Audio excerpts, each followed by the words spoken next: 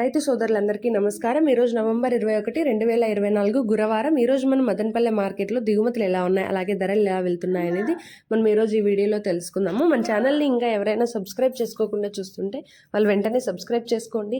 అలాగే వీడియోకి ఒక చిన్న లైక్ కొట్టి షేర్ చేసి మన ఛానల్ని సపోర్ట్ చేయండి. ఇంక ఈరోజు మన మదనపల్లె మార్కెట్లో వేలంపాట్లు అయితే ఇప్పుడిప్పుడే స్టార్ట్ అయ్యాయి. ప్రస్తుతానికి జీపీఆర్ లైన్, భాగ్యలక్ష్మి లైన్లో వేలంపాట్లు అయితే జరుగుతున్నాయి.